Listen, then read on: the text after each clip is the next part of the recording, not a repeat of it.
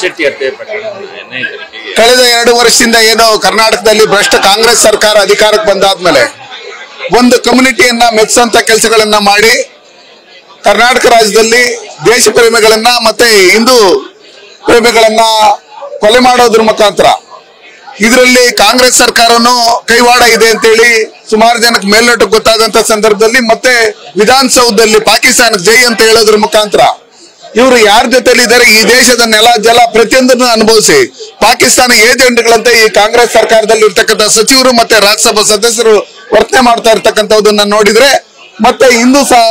ಹೋರಾಟಗಾರರನ್ನ ಗಡಿಪಾರು ಮಾಡ್ತಾ ಇರ್ತಕ್ಕಂಥದನ್ನ ನೋಡಿದಂತ ಸಂದರ್ಭದಲ್ಲಿ ಕಾಂಗ್ರೆಸ್ ಅವ್ರ ಮೇಲೆ ನಮ್ಗೆ ಮೊದಲಿಂದನೂ ಡೌಟ್ ಇತ್ತು. ಮತ್ತೆ ನ್ಯಾಯಾಂಗ ತನಿಖೆ ಕೊಡ್ತೀರಿ ಅಂತ ಹೇಳಿ ಅವ್ರದೇ ನಾಗಮೋಹನ್ ದಾಸ್ ಅವರು ಏನು ಕಪಿಮುಷ್ಟಿಯಲ್ಲಿ ಸಿಕ್ಕಿರ್ತಕ್ಕಂಥ ತನಿಖಾಧಿಕಾರಿಗಳು ಅವ್ರಿಗೆ ಕ್ಲೀನ್ ಚೀಟ್ ಕೊಡ್ತಾ ಇದ್ದಂತದನ್ನ ನಾವು ನೋಡಿ NIA ಕೊಡಬೇಕು, ಸುಹಾಸ್ ಶೆಟ್ಟಿಯ ಕೊಲೆಯನ್ನು NIA ಕೊಡಬೇಕು ಅಂತ ಹೇಳಿ ಹಲವಾರು ಹೋರಾಟಗಳನ್ನು ಮಾಡಿದ ನಂತರ